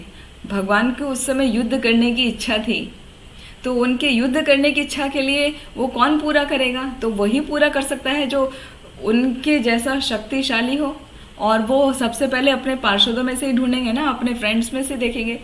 सपोज हम कोई एक्टिंग करना चाहते हैं, हमें कोई ड्रामा करना है, सपोज हमें जगन्नाथ जी का एक ड्रामा करना है, फंक्शन में जगन्नाथ रथ यात्रा में हमें जगन्नाथ जी का प्राकट्य का ड्रामा करना है, तो हम क्या करेंगे? सबसे पहले हम अपने आसपास भक्तों के फैमिली मेम्बर्स को ढूंढेंगे, उनके बच्चों को ढूंढेंगे कि भाई आप ये रोल करो, आप वो रोल करो, आप वो रोल करो। या आप अनजान जगह में चले जाएंगे और सर्च करके लाएंगे कि भाई आपका फेस बहुत अच्छा है, बहुत सुंदर है, चलो भाई हम आपको लेते हैं, आप हमारे यहाँ आओ, हमारे यहाँ हमारे ग्रुप में जो जगन्नाथ जी का रोल हो रहा है उसमें आपको करना है, आपको इंद्रद्युम्न बनना है, आपको ललिता देवी बनना है, आपको अलग अलग रोल प्ले करने हैं। तो आप बाहर नहीं जाएंगे ना, सबसे पहले आप अपने फैमिली वालों को ही देखेंगे, अपने जानने वालों को ढूंढेंगे, उनके बच्चों में ही तलाशेंगे। तो उसी प्रकार माता जी भगवान क्या करते हैं, अपने ही पार्षदों को लेके जाते हैं अपने साथ लीलाओं को करने के लिए। तो उसकी कथा बहुत पीछे से आती है कि 4 कुमार जब भगवान का दर्शन करने आए थे, वो 4 कुमार क्या थे? वो ब्रह्मवादी थे, वो निराकारवादी थे। उन्होंने भगवान के बारे में सुना था तो भगवान का दर्शन करने चले आए। वो ब्रह्मा के पुत्र हैं, वो हैं तो बहुत उम्र में, लेकिन वो बाल रूप में ही रहते हैं। वो 5 वर्ष की अवस्था कभी क्रॉस नहीं करते। वो नंग धड़ंग वेश में पहुँचे वहाँ पर भगवान के द्वार पर। जब पहुँचे तो द्वारपालों ने, जय विजय ने उन्हें रोक लिया कि अरे तुम कहाँ, ये बच्चे ड्रेस कुछ पहना नहीं है, आप आ रहे हो, यहाँ बच्चों का कोई काम नहीं है, तुम जाओ यहाँ से। तो उनको डांट दिया, भगा दिया। और वो तो 4 कुमार हैं, उनको तो बहुत उम्र है, वो तो ब्रह्मा जी के पुत्र हैं, वो भगवान के भक्त हैं, लेकिन अभी वादी हैं, वो साकारवादी नहीं हुए हैं। तो वहाँ उन्होंने उनको तुरंत शाप दे दिया कि अरे तुम्हें तो बात करने की भी तमीज नहीं है, हाँ तुम जाके राक्षस बन जाओ पृथ्वी पे, तुम असुरों के जैसा व्यवहार कर रहे हो ना, तो जाके राक्षस बन जाओ। तो जैसा गर्मा गर्म वार्तालाप चल रहा था तो भगवान उठ के आए अंदर से कि अरे ये क्या शोर शराबा हो रहा है। तो वहाँ पर देखा तो भगवान मुस्कुराने लगे कि कोई बात नहीं, ये मेरी ही इच्छा थी, तुमको असुर बनना ही पड़ेगा, अच्छा है, लेकिन मैं तुम्हें एक और ऑप्शन देता हूँ। मैं तुम्हें ऑप्शन देता हूँ कि तुम पृथ्वी पे जाओगे तो या तो तुम 7 जन्म के लिए मेरे भक्त बनो, या तुम 3 जन्म लेके असुर परिवार में जन्म लो 3 जन्मों तक, और फिर बाद में मेरे धाम आ जाओ। तो choice is yours, whatever you want to choose. तो ऐसा भगवान ने बोला उनको। तो वो बोले कि भगवान हम तो आपकी सेवा में निरंतर लगे रहते हैं, ठीक है हम उनको नहीं पहचान पाए, हमसे गलती हो गई, हमें उसका खामियाजा हमें भुगतना ही पड़ेगा, हमें आपसे दूर रहना ही पड़ेगा, लेकिन 7 जन्म तो बहुत ज़्यादा है, हम उतना सहन नहीं कर सकते, तो हम छोटा वाला ऑप्शन एक्सेप्ट करते हैं, भले हमको असुर बनना पड़े, हम 3 जन्म जाएंगे और जल्दी से वापस आ जाएंगे, फिर से आपकी सेवा में लगेंगे। तो वो 3 जन्म में बने थे। पहले जन्म में हिरण्याक्ष और हिरण्यकशिपु, दूसरे जन्म में बने वो रावण और कुंभकर्ण, और तीसरे जन्म में बने वो शिशुपाल और दंतवक्र। तो ये भगवान के पार्षद जय विजय ही हैं। तो हिरण्यकशिपु, आपके क्वेश्चन पे आते हैं अभी कि उनका नाम उसमें क्यों लिया जाता है। तो पहला तो यही हो गया कि वो भगवान के पार्षद हैं। दूसरा वो इसलिए कि वो प्रहलाद महाराज के पिता हैं। प्रहलाद तो वो शुद्ध भक्त है ना भगवान के, तो उनके पिता होने के कारण उनका भी ग्लोरिफिकेशन हो गया। और उसमें वो दिखाया भी है, मतलब उस लीला में वो भी बताया गया कि हे भगवान, जिस प्रकार आपने हिरण्यकशिपु के द्वेषी था, जो भगवान से द्वेष करता था, उसके पेट को आपने फाड़ दिया, उसके अपने नाखूनों से उसके पेट को फाड़ दिया और उसकी सारी आंतों को निकाल के पहन लिया। तो वो प्रार्थना में कहा जाता है, वो भाव है कि हे भगवान, उसी प्रकार आप मेरे हृदय में जितने भी दोष हैं, मत्सर है, हाँ, और मतलब दूसरों के प्रति द्वेष भावना है और ईगो है, वो सब काम क्रोध लोभ मद मत्सर की जो भावना है, वो सबको ऐसे फाड़ दीजिए अपने नाखूनों से, जिस प्रकार आपने हिरण्यकशिपु का पेट फाड़ लिया था, और मुझको शुद्ध कर दीजिए। तो उस भाव के साथ में वो वहाँ पर हिरण्यकशिपु का नाम आया है कि भगवान जैसे आपने उसको सब फाड़ के सब जो गंदा चीज़ है सब निकाल दिया, उसी तरह मेरे हृदय को भी आप ऑपरेशन कर दो और मेरे हृदय में जो काम क्रोध लोभ मोह मद मत्सर सबसे खराब होता है, द्वेष बहुत माइन्यूट होता है लेकिन सबसे ज़्यादा इफेक्ट होता है उसका, तो उसको निकाल दो, इसलिए उनका नाम आता है। ठीक है माता जी, तो भगवान के पार्षद हैं और दूसरा भक्त का भाव है कि उस तरह से हमारे हृदय भी शुद्ध कर दो। इन 2 कारणों की वजह से उस प्रेयर में हिरण्यकशिपु का नाम आता है। ठीक है माता जी, थैंक यू, आपने बहुत अच्छे से समझाया। दंडवत प्रणाम माता जी। प्रणाम। अदिति माता जी पूछिए आपका प्रश्न। हरे कृष्ण। हरे कृष्ण। दंडवत प्रणाम। हरे कृष्ण। माता जी, आपने जो समझाया कि हम जैसे कर्म करेंगे तो उस तरीके से हमारी आत्मा है, जब हम शरीर छोड़ेंगे तब वो उस तरीके से हमको दूसरा शरीर और वो मिलेगा। तो माता जी, ये सब जो हो रहा है, जो हम अभी करते हैं, लाइक कोई भी नॉर्मल, जैसे सुख है दुख है, किसी के प्रति द्वेष है या गुस्सा या जो भी है, अच्छी चीज है बुरी चीज है, वो सब है वो माइन्यूट इंडिपेंडेंस जो हमको भगवान ने दी उसकी वजह से है। मैं करेक्ट हूँ ना यहाँ पे? हाँ, बिल्कुल ठीक है। तो माता जी, लाइक पहले सतयुग था, उसके बाद द्वापर युग, त्रेता युग, कलयुग, तो वो सब युग है वो माइन्यूट इंडिपेंडेंस की वजह से ही आए ना। तो माता जी, भगवान ने हम लोगों को कंट्रोल्ड माइन्यूट इंडिपेंडेंस क्यों नहीं दिया? हरे कृष्णा। अगर मेरा क्वेश्चन बचकाना हो तो आई डोंट नो बेटर। हरे कृष्णा माता जी, इसको कैसे समझे? जी माता जी, आपको प्रश्न बचकाना नहीं है, एकदम बहुत अच्छा है, वेरी स्मार्ट क्वेश्चन, और इसका आंसर आज की स्टोरी में ही छिपा हुआ है। आज जो हमने क्लास में बताई स्टोरी, कि जिस प्रकार पिता बच्चे की डिमांड को पूरी करने के लिए, बच्चे की इच्छा को पूरी करने के लिए कभी उसको मॉल में लेके जाता है, कभी पार्क में लेके जाता है, कभी रिजॉर्ट में लेके जाता है, कभी बड़े पार्क में लेके जाता है, गार्डन में लेके जाता है। तो जैसी जैसी उसकी इच्छा होती है उसको अलग अलग जगह पर लेके जाता है, कभी बीच पे लेके जाता है, तो वहाँ पे ले जाके उसको छोड़ देता है वो कि अभी तुम खेलो। तो बीच पे है तो वो कभी रेत का महल बनाएगा, गार्डन में है तो कभी दोस्तों के साथ में खेलेगा, कभी क्रिकेट खेलेगा, कभी वॉलीबॉल खेलेगा, कभी फिसलेगा, वो झूलों पे विभिन्न प्रकार के झूलेगा, साइड में सर्कल वाले में करेगा, अलग अलग तरीके से वो करेगा। तो पिता कभी भी हस्तक्षेप नहीं करते हैं। तो अलग अलग जगह में वो अलग अलग तरीके से एंजॉय करेगा। पिता कभी भी हस्तक्षेप नहीं करते, वो बैठे देखते रहते हैं। उसी तरह भगवान भी हमें हमारी इच्छा के अनुसार अलग अलग योनियों में लेके जाते हैं। सपोज हमारी इच्छा है कि भाई हमको मीट बड़ा पसंद है, तो आपकी इच्छा पूरी होगी, आपको अगली योनि में शेर, चीता, भालू या गीदड़, ये लोमड़ी, कुत्ता, कुछ भी आपके अपने बाकी कर्मों के अनुसार वो मिक्स करके वैसा शरीर मिल जाएगा। यदि आपको नहीं, I don't mean only you, मतलब ये कॉमन बोल रहे हैं कि आपको कपड़े कम पहनने का शौक है, जैसे कुछ को होता है कि अपनी बॉडी को हमें दिखाना है, तो नेक्स्ट ईयर में, नेक्स्ट बर्थ में उनको ट्री बनने का मौका मिलेगा, जैसे नलकुबेर और मणिग्रीव को मिला, वो वृक्ष बन गए। तो जैसा हमारा कर्म होता है उसके अनुसार हमें फल मिलता है। तो भगवान कभी भी उसमें हस्तक्षेप नहीं करते हैं, क्योंकि हमारी जो इच्छा है वो हमें पूरी छूट देते हैं, पूरी स्वतंत्रता देते हैं। आपका क्वेश्चन था कि वो हमें कंट्रोल्ड क्यों नहीं रखते, हमारी इच्छाओं को कंट्रोल क्यों नहीं करते। ये तो भगवान की बड़ी दयालुता है, असीम कृपा है कि वो अपनी इच्छा पूरी करने देते हैं।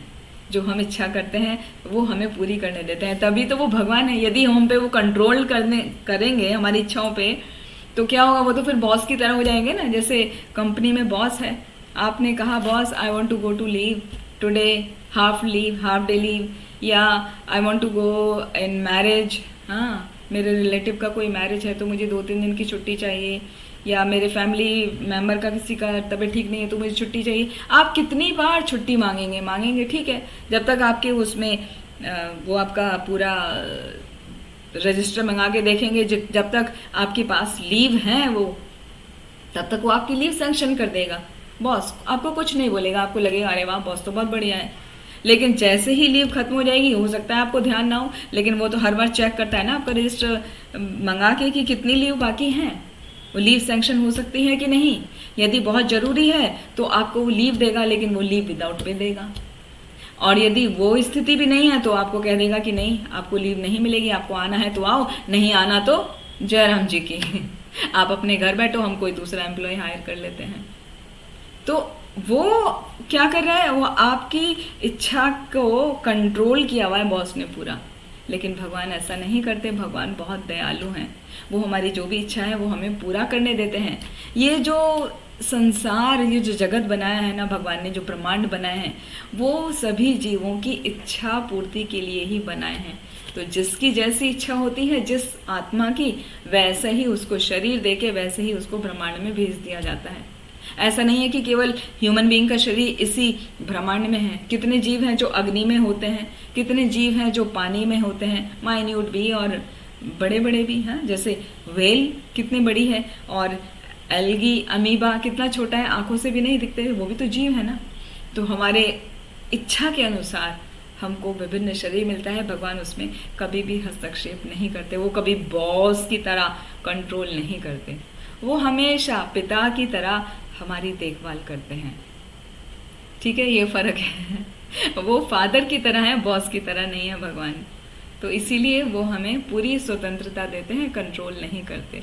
कंट्रोल कर रही है उनकी शक्ति, भगवान की जो देवी शक्ति है ना, 3 गुणमयी, देवी ही ऐशा गुणमयी मम माया दुरत्यया मामेव ये प्रपद्यन्ते माया मेताम तरन्ति ते। जिस किसी को भी मेरी इन 3 गुणों वाली जो शक्ति है, जो रस्सी है, सत्व, रज और तम, इसको यदि पार करना है तो मेरे शरणागत हो जाता है, वो इनको आसानी से पार कर लेता है। वरना क्या होता है, वो रस्सी कभी रजोगुण वाली शक्ति उसको खींच लेती है अपनी तरफ, कभी तमोगुण वाली खींच लेती है, कभी सतोगुण वाली खींच लेती है, और उसके अनुसार ही हम विभिन्न प्रकार के कर्म करते रहते हैं, और उन कर्मों के अनुसार हम फल भुगतते रहते हैं, उनसे कभी भी बाहर नहीं आ पाते। ये चेन रिएक्शन की तरह है। जैसे केमिस्ट्री में पढ़ते थे ना, यूरेनियम, प्लूटोनियम, ये सब क्या है, चेन। एक बार बम्बार्डमेंट होता है तो वो कंटिन्यूअस चेन रिएक्शन चालू ही रहती है, वो खत्म नहीं होती कभी। तो इसी प्रकार हमारे कर्मों का चेन रिएक्शन है, एक से दूसरा, दूसरे से तीसरा, जुड़ा हुआ है, वो कभी खत्म नहीं होता। तो खत्म करना है हमको अपनी इच्छा कंट्रोल खुद करनी होगी, भगवान के प्रति शरणागत होके, उनकी सेवा करके। तो इसी के लिए हमें प्रामाणिक गुरु की संगति करनी होती है। वो जब हम करते हैं तो वो हमारी जो चेन रिएक्शन है वो ब्रेक होने लग जाती है, और हम कंट्रोल होने शुरू हो जाते हैं। भगवान कंट्रोल नहीं करते, हमें खुद कंट्रोल होना होता है साधु संग के द्वारा। ठीक है माता जी? जी माता जी, thank you so much for the explanation. Hare Krishna. Hare Krishna. माता जी मेरा एक छोटा सा प्रश्न इसी प्रश्न से है। जी। प्रश्न से जी तो फिर जी इस कथन में कितनी सत्यता है माता जी? जी। जो इच्छा है भगवान की मर्जी से ही सब कुछ हो रहा है, जो हमारी स्वतंत्रता है, माइन्यूट इंडिपेंडेंस है, तो फिर हम ये कहते हैं ना माता जी, अरे भगवान की ऐसी ही मर्जी थी, या तो हमने अपने एक्सपीरियंस से, लेकिन फिर हम सब समझाते भी हैं कि भगवान की यही इच्छा थी तो ऐसा ही होना था, इसलिए आपकी बुद्धि बदल गई। हरे कृष्णा माता जी। जी जी। हरे कृष्णा। थैंक यू माता जी। आपने प्रश्न पूछा तो मुझे अभी, मैं कल ही पढ़ रही थी भीष्म स्तुति, कल का लेक्चर मेरा भीष्म स्तुति पर ही था, तो उसमें भीष्मदेव बता रहे हैं कि ये जो सब हो रहा है ना, वो युधिष्ठिर महाराज को बता रहे हैं, वहाँ पे समझा रहे हैं। जब युधिष्ठिर महाराज बहुत ज़्यादा ग्लानि कर रहे हैं कि ये सब जो मेरी वजह से मारे गए, इतना सब का वध हुआ, सब इनकी जो स्त्रियां हैं वो विधवा हो गई, इस तरह से उन्हें बहुत पश्चाताप हो रहा है। तो भीष्मदेव उनको समझा रहे हैं कि तुम इसकी चिंता मत करो, क्योंकि सब जो हो रहा है वो भगवान की मर्जी से, उस विधाता की मर्जी से हो रहा है, जो विधाता हमारे सामने खड़ा है। कृष्ण ही वो विधाता है, वही परमात्मा है, सब कुछ उन्हीं की इच्छा से होता है। तो ये वास्तव में सच है कि भगवान की इच्छा के बिना कुछ नहीं होता। लेकिन उसको समझे कैसे? भगवान की इच्छा कुछ अपने आप उनकी इच्छा नहीं होती है। भगवान वही हमें देते हैं जिसके हम एलिजिबल होते हैं, जो हमने किया होता है ना। जैसे हम बोलते हैं ना, first you deserve then desire, पहले आप उसके लायक बनो तब कुछ इच्छा करो। तो भगवान जो हमें देते हैं ना, वो हम उसी के लायक होते हैं। वास्तव में हम उस चीज को नहीं समझते। अच्छा होता है तो हम बड़े प्रसन्न हो जाते हैं कि अरे वाह, भगवान की बहुत कृपा है, और जब बुरा होता है तो हम उस चीज को नहीं स्वीकार करने को तैयार होते कि भगवान की कृपा है। हम तभी कहते हैं कि भगवान आपने हमें इतने कष्ट क्यों दिए, हम तो ये डिजर्व नहीं करते। वास्तव में वो भगवान की कृपा है, हमारे कष्ट भी भगवान की कृपा है। वो कष्ट देकर हमको प्योर करना चाहते हैं कि अरे मूर्ख जड़ बुद्धि, अब तो समझ जा कि तुमने ये गलती करी, उसका मैं तुमको वार्निंग के तरीके से ये कष्ट दे रहा हूं, जिससे तुम अभी समझ जाए कि आगे वो गलती ना करे। तो भगवान की इच्छा जरूर है, लेकिन भगवान की इच्छा अपने आप नहीं है, वो हमारे जो हम डिजर्व कर रहे हैं ना, उसी के अनुसार होती है, वही हमें देते हैं। भगवान अपने आप कुछ नहीं देते। अपने आप तो वो केवल लीलाएं करते हैं, जैसे वहां पर किया जय विजय को, जैसे अभी कथा हमने बताई थी ना, जय विजय को उन्होंने बताया कि तुम घबराओ मत, वो ये कोई शाप नहीं है, मेरी इच्छा थी, मेरा वीर रस का आस्वादन करने का मन कर रहा है ना, तो मैं किसके साथ लड़ाई करूं, इसलिए तुम्हें 3 जन्मों तक जाना पड़ेगा, मेरा युद्ध करने की इच्छा है, इसीलिए बुद्धि दे दी। तो भक्तों के साथ, अपने पार्षदों के साथ भगवान इच्छा करते हैं, लेकिन हम जीवात्माएं तो बहुत ही तुच्छ हैं। हमारी उतनी क्वालिटी कहाँ जो हम पर भगवान अपनी इच्छा लागू करेंगे। हम तो अपने ही बंधनों में, वो देवी ही ऐसा गुणमयी, उसी में बंधे रहते हैं, उन्हीं का फल हमें मिलता रहता है। जो हम दुख को झेलते वक्त ये समझने को सभी को कहते हैं, हम भी खुद भी ये समझते हैं कि भगवान की जैसी इच्छा, जैसी हरी इच्छा। तो हरी इच्छा वास्तव में वो हमारे ही अपने ही कर्मों का फल होता है। ठीक है माता जी? भगवान हम सभी के सुहृद हैं, सबके शुभ चिंतक हैं, वो कभी भी हमारा नुकसान नहीं चाहते किसी भी तरीके से। इज दैट क्लियर माता जी? यस माता जी। हरे कृष्णा। Thank you. हरे कृष्णा।